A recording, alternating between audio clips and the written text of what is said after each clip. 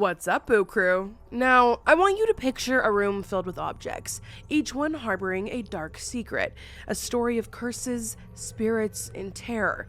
This is Ed and Lorraine Warren's Occult Museum, where every item isn't just haunted, but a link to the unknown. My name is Selena Myers, and hey, welcome to the Haunted Estate. How you doing, Adam? Pretty good. I don't want any links to the unknown, though. We have links to the unknown in our house. Yes, we do. We have links to unknown. Links to the unknown right here. Who's that? I don't know. Don't want to talk about it. I'm sure we're about to hear about her. Okay. All right. Let's get into it. Hidden in Monroe, Connecticut is a museum unlike any other. Ed and Lorraine Warren, renowned paranormal investigators, collected haunted artifacts over their decades of work. These objects, from cursed dolls to sinister relics, carry stories that are as frightening as they are real. And first up, we have Annabelle herself. Beginning with Annabelle, 2014, followed by Annabelle the Creation, 2017, these are movies, Annabelle was well known long before she graced the big screen in The Conjuring and later featured in her own horror trilogy. The well-known paranormal investigators, Ed and Lorraine Warren, have spun an unsettling story about Annabelle. They said that an evil spirit possessed the apparently innocent Raggedy Ann doll, given to a nurse by her mother. The Warrens claim that the doll was more than just a toy. It could perform terrible deeds, including writing threatening notes and perhaps physically hurting the nurse and her roommate. Both, 25 years old, Laura Clifton and Deidre Bernard, shared an apartment. Deidre had just gotten the Raggedy Ann doll from her mother on her 24th birthday. Laura was engaged to a man called Cal Randall. Okay, pause. I am here to tell you how you can be a part of the most incredible slot tournament ever, where the winner takes home $1 million in cash. It is happening this October 24th to 27th at Atlantis Paradise Island in the Bahamas. And I'm going to tell you how you can score a VIP invitation to this incredible event. I know some of this YouTube video is going to sound pretty unreal, but you know what is real? The fact that you could have a chance to win a trip to the Bahamas and win $1 million!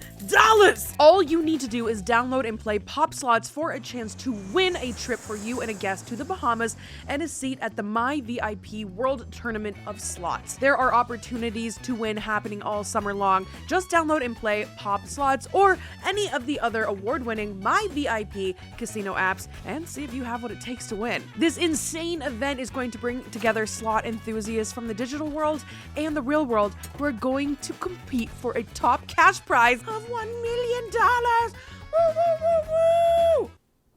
I want the money. Pop Slots Vegas casino games allow you to play free Vegas games anytime and anywhere and get your hands on the hottest slot machines around. In this social casino slots game, you can visit virtual versions of the most iconic Las Vegas strip resorts, the Bellagio, the Luxor, the MGM Grand, and more. Your Las Vegas experience is just a touch away with Pop Slots. So guys, download Pop Slots and you can win a trip to the Bahamas and a seat in the $1 million tournament hosted by Atlantis Paradise Island this October 24th to 27th. Play your favorite slots, and next time you spin, you could be heading to the Bahamas to compete for $1 million. So make sure you hit the link in my bio and join today. And now let's get back to the show. The doll was remarkably big, almost the same size as a 4-year-old toddler. Not long after Deidre brought the doll into the house, the women started to observe odd events. The doll was often reappearing in various postures, even in different rooms where they hadn't left it. The doll appeared to be moving on its own. They left the doll on Deidre's bed one day and returned to discover it kneeling in the living room. The girls tried to make the doll kneel as they had discovered it, but each effort resulted in the doll toppling over. It just couldn't balance on its own. Nope. No. Nope. That's an out the window. Yep. Bye! Like, this kind of paranormal problem in your home freaks me out way more than like a cupboard opening or something moving on the table. Paranormal items are scary. Items, dolls in general. We have our own doll story. Freaky. Remember that doll we tried to get rid of? Yeah. I had bought a very scary tourist doll. Like, it was really cool looking. It came from the Barbados or something. It was from the 70s. I bought it. I kept it in this drawer, but every time I opened this drawer, I felt weird. Then I started dreaming about the doll. right? And then I started having really dark dreams. At first she came to me and she was so nice and considerate, and I thought this was like a beautiful spirit of like a woman who wanted to help me and be kind, whatever. No, I started having nightmares about the doll, where the doll was a woman and she was beating me and she was trying to hurt me. So we tried to get rid of this doll. So we went, I like doing salt baths on things. I don't know why we didn't bury it. I think it was because we lived in the town or something. But we took it out to try and put it in this like conservation area. Weird noises everywhere, left.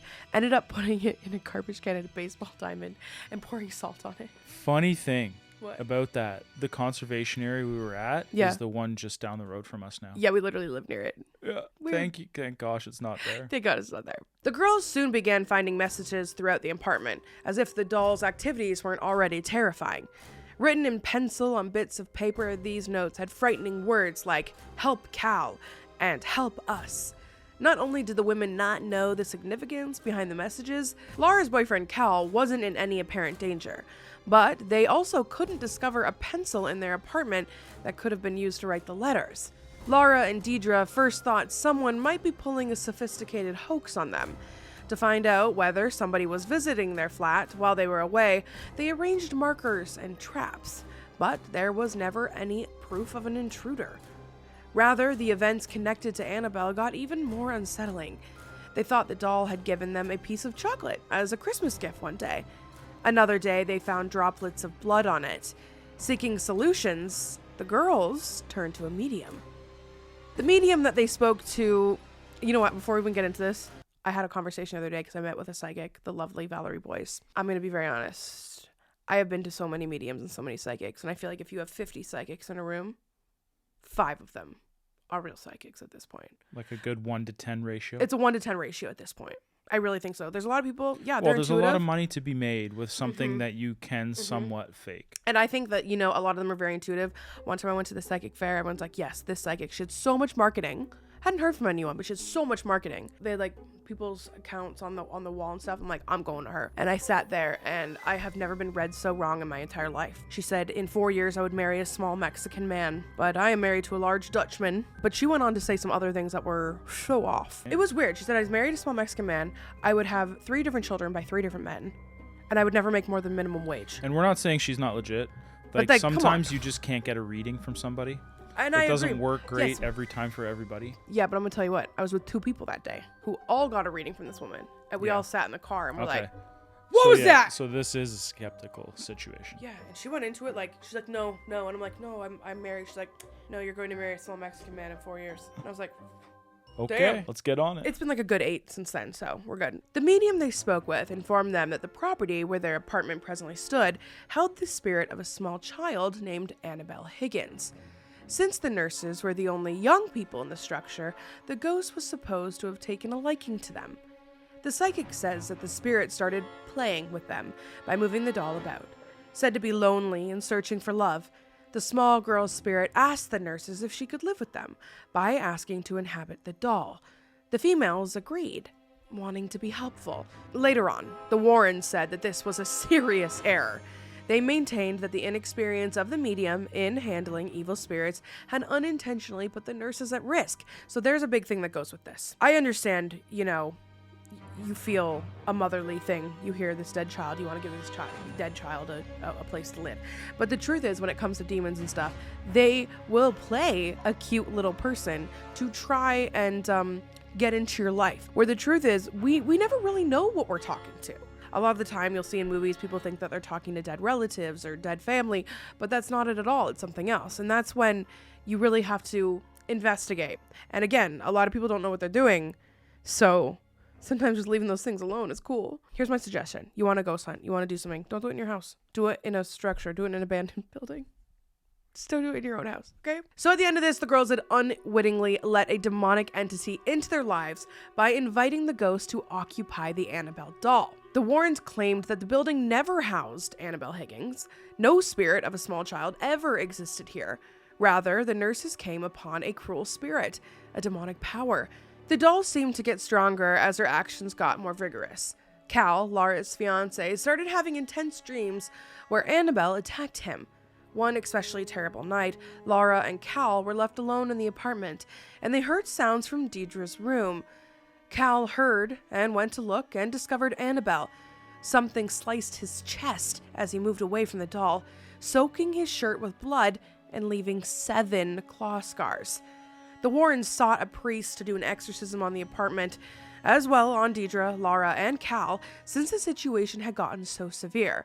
Annabelle was taken to the Warrens following the exorcism, locked within a glass exhibit in their occultist museum. For years, inquisitive guests would highlight this case as the main focus. Ed and Lorraine Warren have passed away now, and their daughter and son-in-law now own the Annabelle doll and keep her tightly under control. Next up, we have the Perron family music box. First seen in the original movie, the music box is among the most mysterious, deadly relics in the Conjuring universe. Lorraine Warren noticed this apparently benign object during her research at the Perron family house, where a demonic presence plagued the family. Playing the music box, Lorraine saw, to her horror, the mirror reflecting a small child, verifying that evil spirits were prowling the cursed house. Pause. So you see a child in a mirror. You immediately think that's a demon? Right? Had any demon anything? I guess she was called to the house for dark things happening, but like, just because you see a child doesn't mean it's a demon, okay? Even though I said a lot of the time they come out as a kid, if you don't know, you don't know, right? We gotta look deeper here. One of the Conjuring movies explores the sinister and terrible abilities of the music box more closely. Created by Ray Fox, Christopher Mitten, Brendan Wagner, and Becca Carey, the backup narrative, Tales from the Artifact Room, The Sleeping Song, blurs the border between dreams and reality. The story revolves around Nicole, a young pianist still in mourning over the death of her infant child. What'd you say? Pianist. What'd you say? Pianist. Oh my god. I hope there's no 69s in this. Nicole reveals that her baby often sobbed excessively and that she would often play the piano to help her relax from her great loss. Her connection with her husband, who comes home one day to discover Nicole missed rehearsal and aggravates her loss. Angry and worried, he charges her with becoming drunk and implies that her fixation on the music box has distorted her thinking. Nicole, on the other hand, thinks that her husband killed their child since he strangled the infant out of annoyance over the ongoing sobbing. Nicole is unaware that the ghostly apparition from the ages before, reflected in the music box, has been influencing her all along. The lad has driven her to the verge of crazy and warped her view of reality and twisted her hallucinations, fueled by the conviction that she is exacting revenge for the murder of her child. Nicole grabs a knife and stabs her husband in a flash of wrath. She thinks that she is giving justice, but she's not aware that the lad has implanted these horrible thoughts into her head. Nicole sits down with the music box following the horrific deed. Melancholic. Totally enthralled by its tune. I'm not saying it. Ignorant of the blood-soaked sight around her, the music box plays as she seeks comfort in the memories of her child. According to the narrative, the music box draws strength from the sorrow and the loss that it causes. The narrative raises questions about Nicole's baby's death, natural causes, or if the boy's influence drove her to kill the infant herself. Unquestionably, the wicked ghost has its power since it had previously plagued the Perron household's children. Ed Warren had the music box locked away in his artifact room, along with other cursed items, because he knew of its dark energies. Although the music box was not a big factor in the later movies, the story implies that its corrupting effect may have been far more important.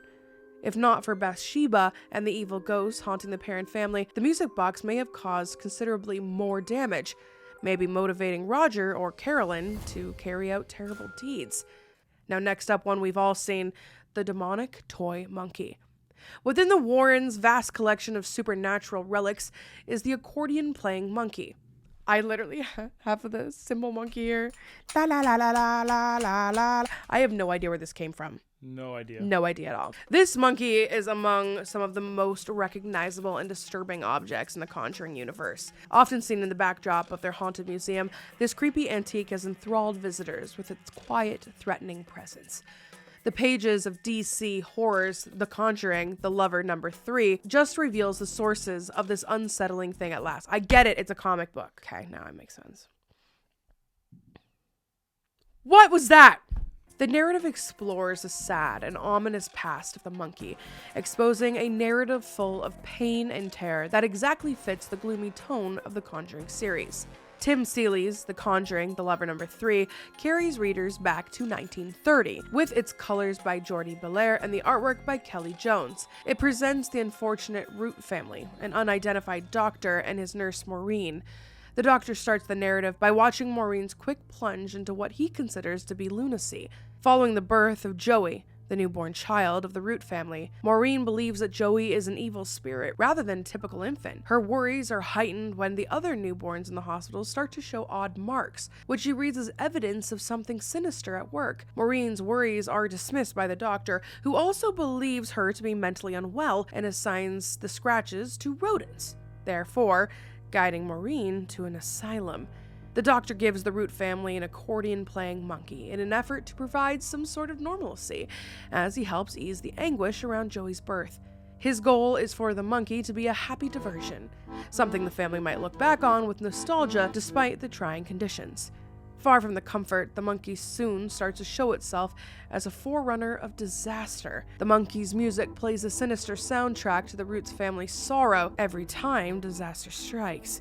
The whole misery of the narrative becomes clear when one realizes that the monkey is an active cause rather than just a spectator of these happenings. The first big occurrence starts when the doctor dies in a tragical vehicle accident on his way to see the Root family. The monkey is there when the catastrophe happens. Its haunting tune suggests that it planned the incident. The comic deftly raises suspense by implying approaching catastrophe from the presence of the monkey. The pattern is often evident with every single next tragedy. The monkey's song plays, and something horrible follows. So it must do it on its own. Spooky. Yeah. The narrative vividly captures all the evil impact on the accordion monkey, turning from a basic toy into a symbol of certain horror. The way the monkey's happy facade contrasts with the horror causes to make the story much more terrifying. Once content and hopeful, the curse that the monkey brings into their life gradually ruins the Root family. Unable to flee from the monkey's cursed music, the apparently benign gift becomes a nightmare for the family, and they find themselves caught in a cycle of death and suffering. The comic emphasizes the absolute risk of the accordion-playing monkey. Like, dude, throw it out the window. Right? Even though it does not show how he finally gets to the Warrens' artifact room, Jocko is among some of the most horrible artifacts in the Warrens' collection, since he can bring devastation and anarchy with just a basic tune. The notion that such a little simple object could have such an influence adds to the mystery and the horror. The narrative makes readers uncomfortable to realize that this unfathomable evil can hide in the most benign-looking objects. Next up, we have the Pearls of Death. In the realm of The Conjuring, the spine-chilling tales develop around a lot of cursed things. Among these ghostly artifacts are the Pearls of Death. They stand out among the most hazardous and haunted objects in the Warrens' occult collection. Although these pearls have not yet made their appearance in the Conjuring film universe, the terrible legacy is well documented in the actual world. Those who dare to wear these cursed pearls are supposed to be strangled in a way that transcends a basic case of too tight necklace, therefore rendering their victims dead. Ooh.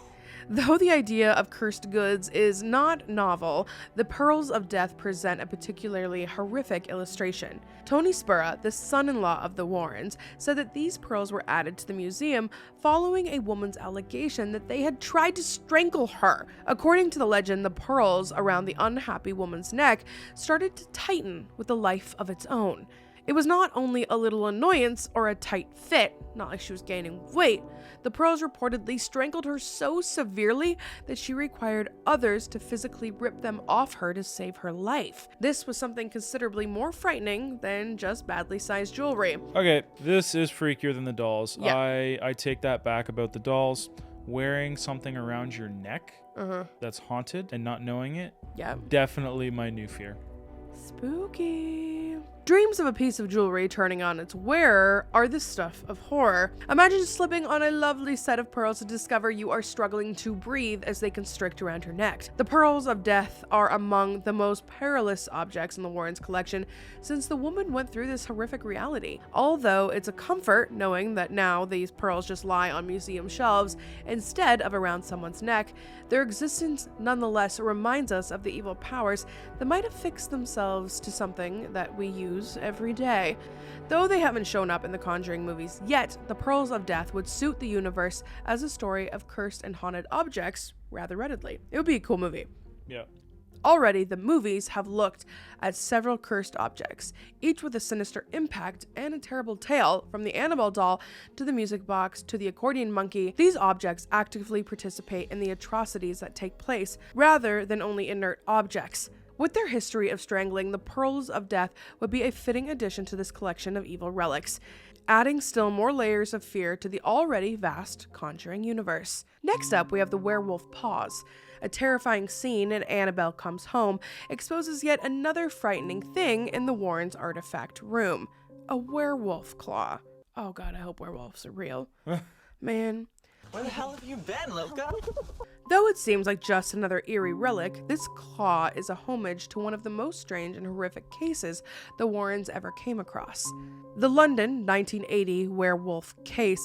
Not only is this real account of demonic possession unique, but also its startling ramifications. This one included a man said to be possessed by the spirit of a werewolf, which set off horrific outbursts of violence and wrath. The narrative revolves around Bill Ramsey, a man whose horrific actions gained him notoriety in his neighborhood.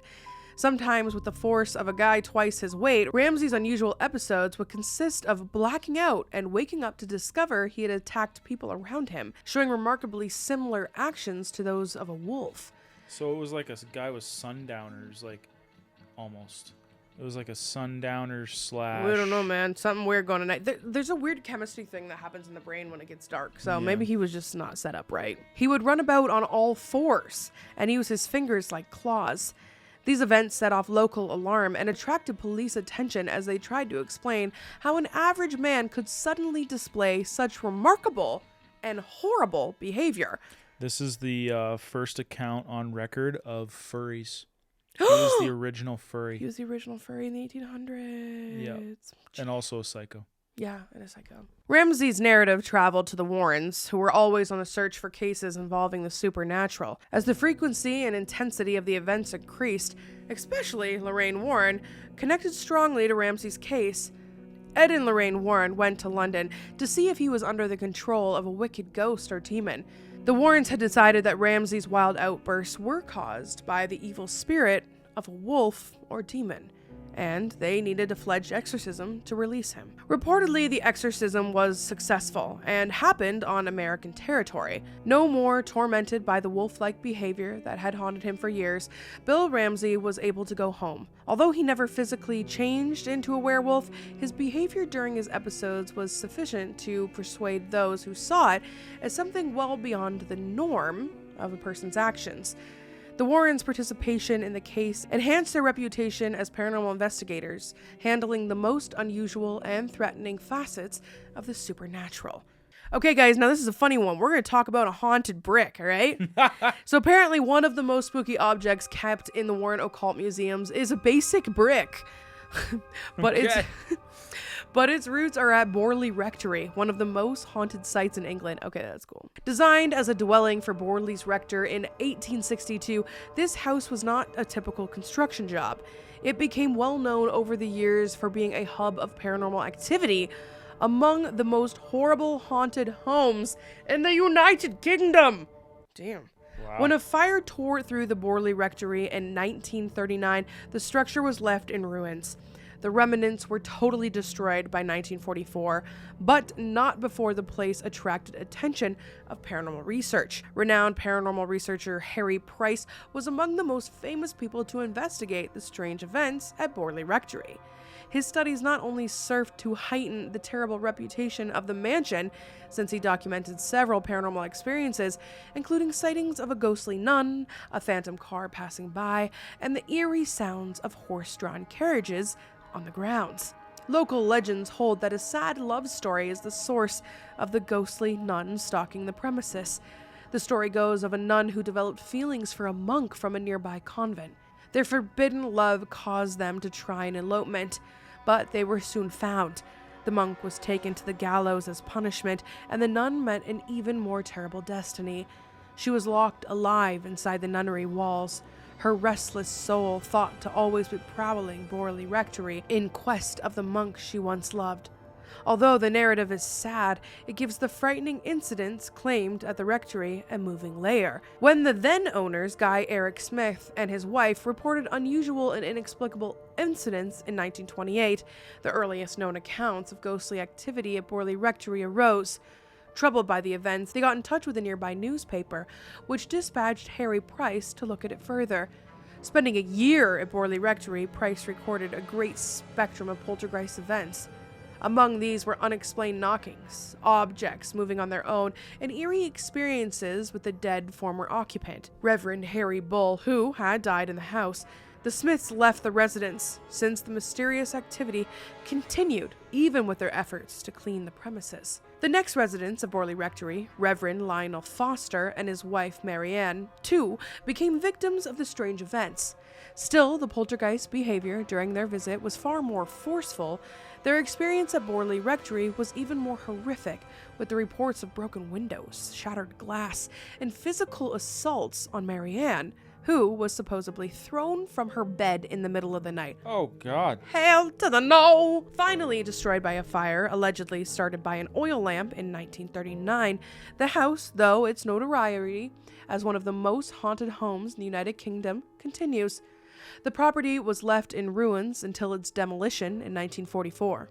Now housed at the Warren Occult Museum, the brick provides a physical link to a site where terrible events and strong paranormal activity were reported. Nice. All right. Next up, we have the Black Magic Dolls. Annabelle usually is the one to take the stage in the front when it comes to haunted dolls. Yep. But she is not the only one hiding in the shadows. Hey, girl. Many more dolls in the Warren Occult Museum also merit equally terrifying attention. Tony Spera claims that many of these dolls have evil abilities, derived from sinister practices of voodoo and dark magic. These are not your run-of-the-mill, ordinary, eerie dolls. Each has an unsettling past and is thought to really be haunted. Consider the Shadow Doll, among others. This specific doll resembles a horrific puppet from a sick variation of the Muppets, something out of a twisted dream. It's claimed to visit people in their dreams, where it can cause such strong dread that it might stop their hearts midway through their dream. It is really horrifying to consider that a doll might kill someone in their sleep. The Shadow Doll is more than just eerie. It's a deadly thing, a cursed item meant to push horror into the most intimate and vulnerable environments. One's own dreams. Then there is the maybe even more horrifying devilish doll, found in the forest close to the location of demonic worship. This doll resembled a tall wooden man, maybe even the devil himself. It is a strong candidate for haunting because of its terrible look and its presence. Believed to be haunted beyond all logic, this doll reflects the sinister intentions and terrible rituals produced. The idea of this doll existing just makes me not want to. One more sinister magic doll in the collection seems to have been taken right out of a horror film.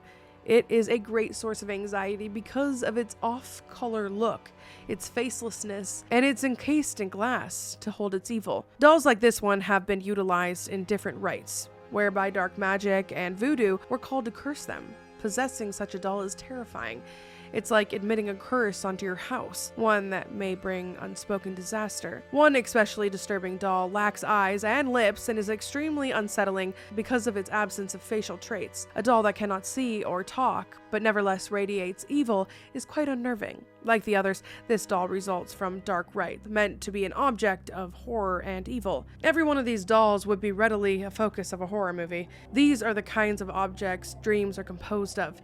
Each one has a narrative rich in horror, dark magic, and evil intents. The notion that these dolls even exist in our world is insane. What kind of person do you have to be to put a curse on a doll? What kind of person do you have to be to hate someone so much that you want to put a curse on something and then give it to them? Yeah, not fun. Like that stuff, if it doesn't run through families, what kind of traumas happen to that person to get into dark magic? Exactly. And I feel like it's someone who doesn't look at like life as a whole and like what it actually means to be on Earth and what it actually means. You have to be mentally disturbed. I would say like insane amounts of revenge. It seems like a major revenge thing. It's just weird. Like, it's just weird that you would want to hurt someone. And like, I get it. Like, I get through moments, and in the moment, I'm so angry. So I tend to like sit with things for a few days before I make any actions at all. I recently had something go down in this town, and I was so mad, but I didn't do it. You have to sit with it. But like, it's crazy to think of how hurt you have to be to like actually want to ruin someone's life. Like, in certain ways, I get it. Say they like a murderer like took your child and killed them. Like that's different. Yeah. But like say someone like is like there's people out there who are like she's too pretty, I'm gonna throw acid on her. Yeah. Like that is so dark. And like karma, I believe karma is real. I have seen karma come through for me like 400 freaking times in my lifetime. Oh, there's a karma bank out there. There's a few different types of karma. Dude, for sure. I had like the worst bully in high school, and like her life did not turn out. And did I want her life to turn out? Of course I did, because I'm not an asshole. But do I feel like maybe the universe has punished her for her actions? Maybe. It's a thing. I don't know. Well, that's the thing, right? Like, people need to let revenge go in certain situations. Obviously, if terrible things happen, I get if you're stuck on it. Yeah. But like, the universe is gonna take care of it. The Yeah. balance is out there. Well, it's like that. It's like that quote that we've heard before. Holding on to anger is like holding on to a hot coal and expecting the other person to get burnt. Like they're probably not even thinking about it. Yeah. But guys, I hope that you enjoyed today's episode of The Haunted Estate. If you do have topics that you would like us to talk about on this episode, like doing on The Haunted Estate, please drop it in the comments below. Also, drop me a bunch of little ghost emojis if you're on your phone watching this. If you're on your TV watching this, which a lot of you are, then just tell me something really nice. And don't buy haunted dolls. And October's coming, so I'm about to get a whole bunch of emails from people telling me they were doing things they shouldn't have been doing. All right, love you guys. Until next time, meditate. Bye. Among these ghostly artifacts, the perils of death stand out as among the most hazardous and haunted objects in the Warrens' occult collection. Although these pearls, oh my god, they literally are pearls. The pearls of death. I thought they were talking like the perils of death. No. Okay, let's restart this. Okay.